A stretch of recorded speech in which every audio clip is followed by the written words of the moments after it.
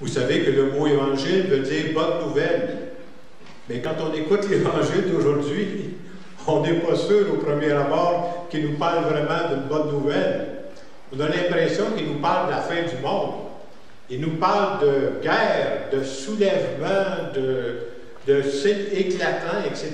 On dit qu'on pourrait même être mis à mort par nos proches. C'est bon de savoir que cet évangile-là, comme dit, ça arrive un peu avant la période de l'Avent. C'est un style particulier, on appelle ça le style apocalyptique. Le but, c'est pas de nous faire peur, soyez rassurés. Le but, c'est pas de nous annoncer la fin du monde. Au contraire, cet évangile veut nous dire, Jésus est en train de nous dire, il compte à peu près le pire de ce qui pourrait arriver. Il dit, même si le pire arrivait, là, vous ne serez jamais abandonnés. Et nous, quand on entend ça, on pense à la fin du monde. On pourrait penser à des situations pires qui peuvent nous arriver aujourd'hui, nous autres. Là.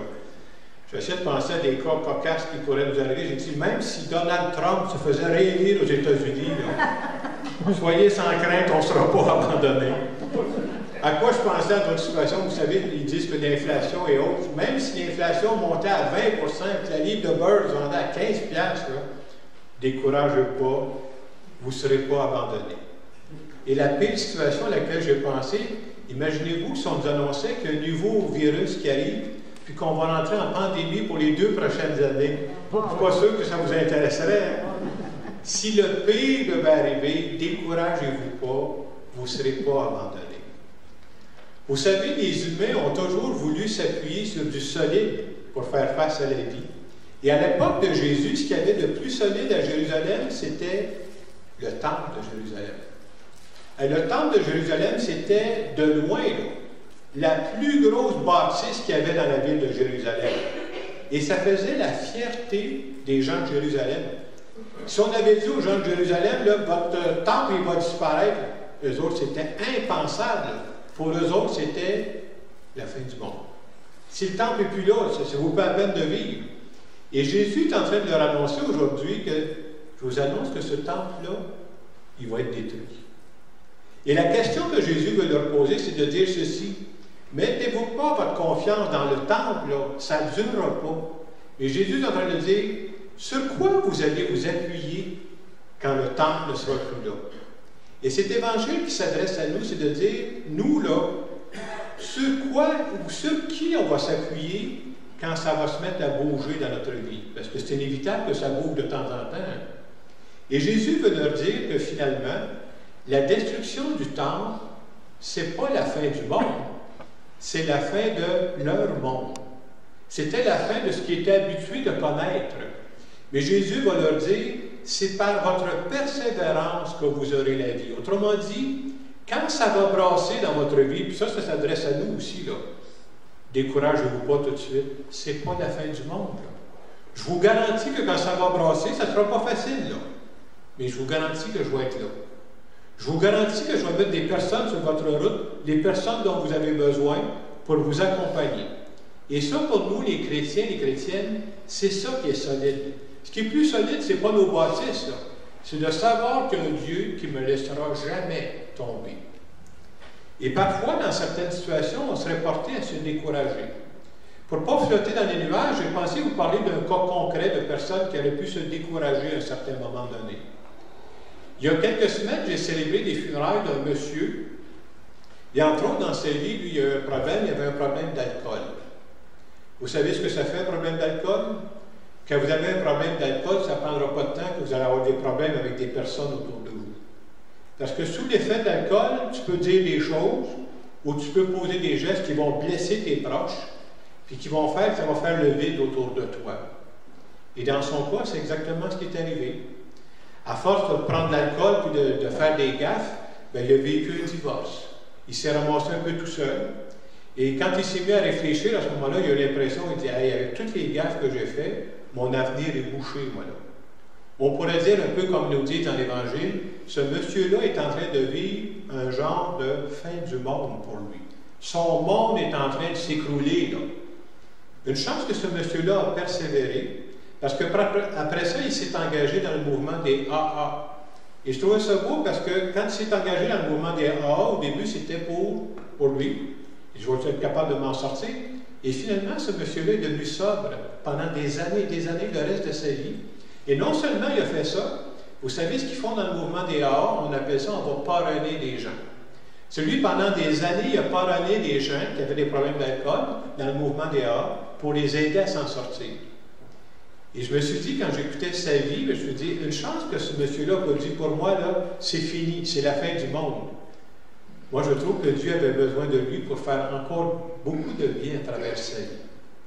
Et en fin de semaine, on se fait dire que nous autres aussi, on peut le vivre de différentes façons, la fin du monde. La fin de notre monde. Vous comprenez que ce n'est pas la fin du monde, mais ça vient déranger mes façons de faire à moi. Et il y a beaucoup de gens qui vivent ce qu'on appelle des petites fins du monde. Je vous donne des exemples. Quelqu'un qui travaille dans son usine, qui apprend qu'à un moment donné, l'usine va fermer parce qu'à l'avenir, le travail, il va se faire en Chine. Il va se faire en Inde.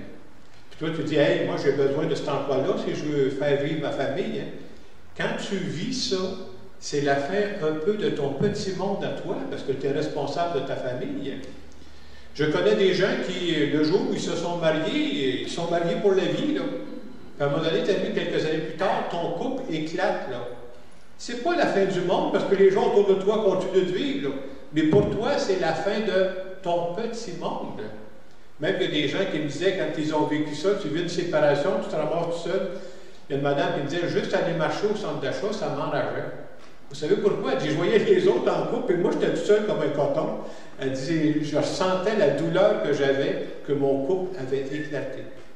D'autres situations qui peuvent ressembler à des fins du monde d'aujourd'hui, vous voyez, ce n'est pas juste des théories d'il y a 2000 ans. J'aime souvent dire, quand la secrétaire de ton médecin t'appelle, puis elle dit, le médecin aimerait vous voir, ce n'est pas nécessairement une bonne nouvelle, ça. Je ne suis pas sûr que ça m'intéresserait de le voir. Et quand tu sors du bureau du médecin, et que tu apprends que tu dois commencer des traitements de radiothérapie et de chimiothérapie, tu sais très bien que ce n'est pas la fin du monde. Mais pour toi, là, tu sais que c'est un changement très important qui arrive dans ta vie. Et dans toutes ces situations-là, qu'est-ce que dit la parole de Dieu d'aujourd'hui? C'est par votre persévérance que vous obtiendrez la vie. Mais est-ce que c'est facile de persévérer dans ces situations-là? Pas du tout. Moi, il faut que je sois honnête avec vous. Si on m'annonce demain matin que je commande des traitements de chimiothérapie, là, je ne le trouverais pas drôle. Mais ce que j'ai appris de la vie, par exemple, même si c'est vrai que ce n'est pas facile de persévérer, quel est le meilleur moyen de persévérer? Ça, je n'ai pas appris ça dans les livres. Je suis convaincu de ça. Le meilleur moyen de persévérer, être entouré. Quand il t'arrive une grande déception dans ta vie, ne vis jamais ça tout seul. Et pour nous qui avons la foi, il faut s'entourer de personnes, ça peut être des gens de nos familles, de nos amis. Nous qui avons la foi, il y a quelqu'un qui nous entoure aussi. Et dans la parole, Dieu le dit, « Jamais je vous laisserai tomber. » Et pour moi, cette parole de Dieu, cet évangile qui a l'air à nous faire peur dans un premier temps, vous voyez, le message, c'est de nous dire, « Découragez-vous pas. Vous ne serez jamais abandonnés. Il y a un Dieu qui veille sur nous. » Et moi, j'ai même choisi de croire qu'à n'importe quelle étape de ma vie, Dieu mettra les personnes dont j'ai besoin au moment où j'en ai besoin. C'est ça qui est notre espérance à nous autres. Alors, en terminant cette homélie, je voudrais simplement faire une petite prière en notre nom à tous.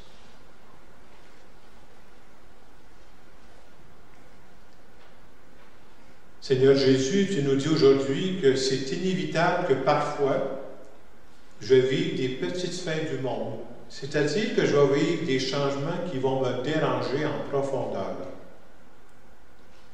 C'est inévitable que de temps en temps, je me sente dépassé.